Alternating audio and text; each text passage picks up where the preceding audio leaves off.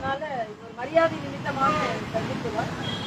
இன்று மாலை பெண்களுக்கான ஒரு தர்பார் நிகழ்ச்சி நடத்துகிறேன். பெண்களுக்கான அது நீங்கள் எல்லாம் வந்து கலந்து கொள்ள வேண்டும் என்று நான் நினைக்கிறேன். தமிழகத்தை பொறுத்தபற்றி இன்று முதலமைச்சர் அவர்கள் வெளிநாடு சென்றிருக்கிறார்கள். ஏற்கனவே இந்த வெளிநாடு போறதுக்கு முன்னால புதிதா ஏதாவது ஒரு நிறுவனம் இங்கே வந்து பெரிய அளவில் நிறுவனத்தை தொடங்கி பல பேருக்கு வேலை வாய்ப்பை கொடுத்திருக்கிறதா என்றால் இல்லை. அதே மாதிரி அங்க போய் வந்து நம்ம வந்து போஸ்ட் கொடுக்கறதும் சைக்கிள் ஓட்டுறதும் அதிகமா இருக்கே தவிர எம்ஓயு எதுவும் பெருசா இருந்த மாதிரி இல்லை. அதுக்கு இங்க கட்டமைப்பு இன்னும் அதிகப்படுத்தப்பட வேண்டும். ஓரளவிற்கு அந்நிய நாடுகளிலிருந்து தமிழகத்திற்கு முதலீடு வருகிறது என்றால் அது மரியாதைக்குரிய பாரத பிரதமர் அவர்கள் இத்தனை நாள் வெளிநாடுகளுக்கு சென்று பாரத தேசத்தை பற்றி ஒரு நல்லெண்ணத்தை ஏற்படுத்தி வைத்ததனால்தான். அதனால முதல்லாம் மரியாதைக்குரிய பிரதமர் வெளிநாடு சொன்னா எல்லாம் கேலி பேசினாங்க.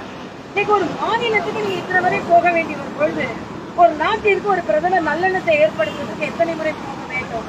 ஆக எதையெல்லாம் எதிர்த்து சொன்னீர்களோ இன்று அதையெல்லாம் நீங்கள் நடைமுறைப்படுத்தி கொண்டிருக்கிறீர்கள் என்பதுதான் எனது கருத்து. அதே மாதிரி இந்த PM ஸ்ரீ திட்டம் அது மறுபடியும் இன்னைக்கு கூட ஏதோ மத்திய அரசுனால ஆசிரியர்களுக்கு சம்பளம் கொடுக்க முடியவில்லை என்ற தவறான கருத்தை இவர்கள் பதிவு செய்கிறார்கள். பள்ளி கல்வித்துறைக்கு மத்திய அரசு என்ன நிதி கொடுக்க வேண்டுமோ அதற்கான முழுவதுமாக ஏறக்குறைய 90% நிதி அவர்கள் கொடுத்தாகிவிட்டது. இந்த PM ஸ்ரீ திட்டத்தை இதற்கு முந்தைய தலைமைச் செயலர் நாங்கள் நடைமுறைப்படுத்துகிறோம், அதனால் 3வது 4வது பங்கை நீங்கள் ரிலீஸ் செய்ய கொடுங்க என்று எழுதிவிட்டு அதுக்கப்புறம் இப்ப நாங்க நடைமுறைப்படுத்த மாட்டோம் என்று சொன்னால் என்ன அர்த்தம்? நான் ஏற்கனவே புதுச்சேரியில அட்மினிஸ்ட்ரேஷன்ல இருந்திருக்கேன். இந்த திட்டத்திற்காக இதற்காக நிதி ஒதுக்கப்பட்டது என்றால் அதற்காகத்தான் அதை பயன்படுத்த முடியும். ஆக அதற்காக பயன்படுத்துகிறோம் என்று எழுதிவிட்டு இன்று நாங்கள் பயன்படுத்த மாட்டோம் என்று சொல்வது சரியல்ல. அதனால் முற்றிலுமாக தவறு செய்வது திராவிட முன்னேற்ற கழகம் தான். இன்னொன்னு, கார் ரேஸ் உங்களால அவ்வளவு சீக்கிரம் நடத்த முடியுது. ஆனா ஒரு புதிய கட்சி தொடங்கி ஒரு மாநாடு நடத்துறதுக்கு ஒரு இடத்தை கேட்கறதுக்கு அவர் லீவ்ல போயிருக்காரு, இவர் லீவ்ல போயிருக்காரு, 21 கேள்வி 22 கேள்வி. ஆக எந்த அளவிற்கு எதிர்கட்சிகளை நீங்கள் முடக்க நினைக்கிறீர்கள்?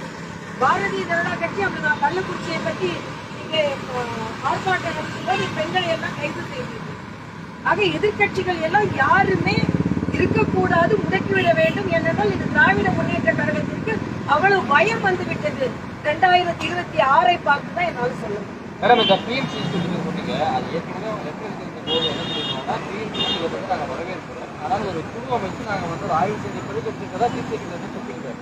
லாஸ்ட் டைம் அதான் இருக்கிறோம். ஆனால் இப்போ வந்து இந்த 15,000 மாதத்துக்கு ஊதியம் கொடுக்க முடியல அப்படிங்கிறத இல்லை இது இவங்க குழுலாம் அமைக்கவே முடியாதுப்பா. ஏன்னா நானும் அதெல்லாம் ஒரு திட்டம் மத்திய அரசிடமிருந்து சொல்லப்பட்டால் அது நீங்கள் எடுத்துக்கொள்கிறீர்களா இல்லையா? இன்னும் வந்து அந்த திட்டத்துல எதுவுமே நெகட்டிவ் இல்லை. அந்த திட்டத்துல என்னன்னா மேம்படுத்துவதற்கு, ஸ்கில்லை மேம்படுத்துவதற்கு, திறமையை மேம்படுத்துவதற்கு ஆனா அந்த திட்டத்தை நாங்கள் ஒத்துக்கொள்கிறோம் என்பதை அவங்க சொல்லியிருக்கிறாங்க. அவங்க இதற்கு முந்தைய தலைமைச் செயலரோட கடிதத்தை பாருங்க. நாங்க ஒத்துக்கொள்கிறோம், அதனால் 3வது 4வது தவணை நீங்கள் ரிலீஸ் செய்யணும்னு சொல்லியிருக்காங்க. இவங்க குழு அமைச்சு அதெல்லாம் செய்ய முடியாது. ஒத்துக்கொள்ள வேண்டும் என்றால் ஒத்துக்கொள்ள வேண்டும். ஏன்னா மத்திய அரசின் நல்ல திட்டம் தான். ஆக நீங்க எல்லாத்தையும் அரசியல் செய்வோம், ஆனா மத்திய அரசு இதையெல்லாம் செய்யக்கூடாது என்று சொல்வது சரியல்ல. இன்னொன்று, மத்திய அரசு ஏற்கனவே கொடுத்த நிதியில் ஆசிரியர்களுக்கு சம்பளம் கொடுக்கலாம். இது இந்த திட்டத்தை செயல்படுத்தாதனாலதான் நீங்க கிடைக்காது. ஆனா அதை வச்சு ஆசிரியர்களுக்கு சம்பளம் கொடுக்க முடியாது என்று சொல்வது திராவிட முன்னேற்ற கழகத்தின் செயலற்ற திறமையை காண்பித்தது என்று அதாவது முடிய பிடிச்சி இருக்கிறாங்க, பேஸ்புக்ல அசிங்கமா எழுதுறாங்க. ஆக என்னை பொறுத்த மட்டில் பெண்களுக்கு தமிழகத்தில் பாதுகாப்பு இல்லை என்பதைத்தான் நான் சொல்ல முடியும். இன்னைக்கு எவ்வளவோ நீங்க நடவடிக்கை எடுக்கலாம், ஆனா ஒரு பெண் போலீஸ் அதிகாரி ஒரு பிரச்சனையை கட்டுப்படுத்த முடியாத அளவிற்கு தான் இருக்கிறார் என்றால், காவல்துறையே பாதுகாப்பற்ற நிலையில் தமிழகத்தில் இருக்கிறது என்றால் யாருக்கு தான் பாதுகாப்பு இருக்கும் என்பது மிகப்பெரிய கேள்விக்குறியாக இருக்கிறது. இது வெளிநாடு அண்ணன் போயிட்டாருன்னா உடனே இங்க எந்த சட்டம் ஒழுங்கும் யாரும் பாதுகாக்க கூடாது என்பது இல்லை. அதனால உதயநிதி இதெல்லாம் கொஞ்சம் பார்த்தா சரியா இருக்குன்னு நினைக்கிறேன். வேற வழி இல்லை, எல்லாரும் பயந்து போயிருக்காங்க. அவங்க அமைச்சர்கள் எல்லாம் உதயநிதி உதயநிதி உதயநிதின்னு இருக்காங்க. யாருதான் பாக்குறாங்கன்னு தெரியல. அண்ணன் துரைமுருகன் இதுதான் நேரம் ஆயிடுச்சுன்னு அவரும் வெளியூர் போயிட்டாரு. யாருதான் பாக்குறாங்க?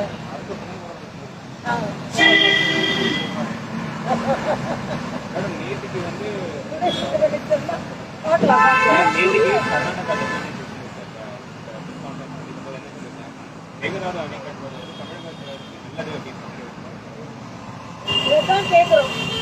இதே பிஜேபி ஆட்சி செய்யும் போது இருந்தா என்ன சொல்லுவீங்க? இன்னைக்கு மேயர் கைய கட்டிட்டு ரொம்ப பவியமா நிக்கிறாங்க. ஆமா, கூட்டணி ஆட்சி மேகதாது அணை கட்டினா பிரச்சனை. அன்னைக்கு ஸ்டாலின் என்னெல்லாம் பேசினாரு. டாஸ்மாக ஒழிக்கிறதுனால அன்னைக்கு பேசுவீங்க, இன்னைக்கு வாய் மூடிடுவீங்க. காவிரி பிரச்சனை அன்னைக்கு பேசுவீங்க, இன்னைக்கு வாய் மூடிடுவீங்க. அது இன்னைக்கு வாய் மூடி அரசு தான் நடைபெற்றுக் கொண்டிருக்கிறது. மிக மிக மிக மோசமான நிலையில் இங்கு அரசு இருந்து கொண்டிருக்கிறது. தமது உரிமையை மற்ற மாநிலங்களிடம் இழந்து கொண்டிருக்கிறார்கள். நாங்கள் தன்மானத்தை தன்னுரிமையை காப்பாற்றிக் கொண்டிருக்கிறோம் என்று சொல்லும் திராவிட முன்னேற்ற கழக அரசு தனது தன்மானத்தை தன்னுரிமையை மற்ற மாநிலங்களில் விட்டுக் கொடுத்துக் கொண்டிருக்கிறது என்பதை நாம் தெரிவாக புதிய கட்சி தமிழ்நாட்டில் தேவையே இல்லைன்னு சொல்ல முடியாது. எல்லா துறைகளிலும் திரைத்துறைகள் அதிகமாக இருக்கின்றது. திரைத்துறையை சார்ந்த சகோதரிகளே சில பேர் தங்களது கருத்துக்களை சொல்லிவிட்டார்கள். ஆக மலையாளத்துல ஒரு பிரச்சனை பூதாகரமாக வெடித்தாலும் அதற்கு ஒரு தீர்வு என்று வந்து கொண்டிருக்கிறது. ஆக தமிழகத்துல இதற்கு முன்னால சில பாடகிகள், சில நடிகைகள், சில பிரச்சனைகள் இருக்கிறது என்று சொல்லி அவர்கள் மாய்ந்து போனார்கள். ஆக இங்கேயும் அதே மாதிரி பிரச்சனை இருந்தது என்றால், அதாவது இருக்கும்னே அங்க உள்ள திரைத்துறையினரே சொல்றாங்க. அதனால அவர்களுக்கு தீர்வு கொடுக்க வேண்டும் என்பது எனக்கு கருத்து. அரசியல்ல பெண்கள் இன்னும் ஒரு ஆண் சமுதாயமா தான் இருந்து கொண்டிருக்கிறது.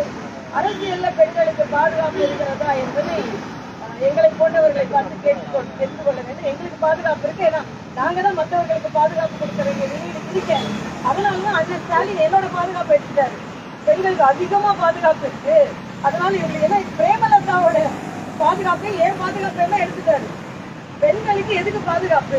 இதெல்லாம் மற்றவங்களுக்கு பாதுகாப்பு கொடுத்தாங்க. ஆனால் பெண்களுக்கு பாதுகாப்பு இல்லை. ஒரு டிஎஸ்பியோட தலைமுறை இருக்கிறாங்கன்னா அவர் அரசியல் உள்ளவர்கள் எங்க பாதுகாப்பு இருக்கும்? நிச்சயமாக பாதுகாப்பு இல்லை. ஆனால் பாதுகாப்பை ஏற்படுத்த வேண்டும் என்பது எங்களுக்கு அது ஏன் எடுப்பது அவர் சொல்லிடுறது. அவங்க நிதி நிறைய நிதி தயாநிதி, உதயநிதி, கருணாநிதி, அருள்நிதி, இன்பநிதியை மறந்துட்டேன் நான். அதுக்கப்புறம் அந்த துணை முதலமைச்சரும் துணை முதலமைச்சரை மறந்துட்டேன். அதனால தவறான கருத்து. மரியாதைக்குரிய பாரத பிரதமர் நமது குழந்தைகளை இந்திய பள்ளி அறையிலிருந்து, பள்ளிக்கூட அறையிலிருந்து அவர்கள் அதை எடுத்துக்கொண்டு உலக அரங்கிற்கு செல்ல வேண்டும் என்பதற்காக தான் அவர்கள் ஒரு பெரிய திட்டத்தை கொண்டு வந்தார்கள். ஆக இந்த உலக அரங்கிற்கு நமது குழந்தைகளை எடுத்துச் செல்ல வேண்டும் என்று சொல்லி இந்த பாரத பிரதமர் அதற்காகத்தான் அவர் புதிய கல்விக் கொள்கையை கொண்டு வந்தார்கள். அதனால் பள்ளிக்கூடத்திலிருந்து உலக அரங்கத்திற்கு கொண்டு செல்ல வேண்டிய அந்த குழந்தைகளை நீங்கள் தடுத்துக் கொண்டிருக்கிறீர்கள் என்பதை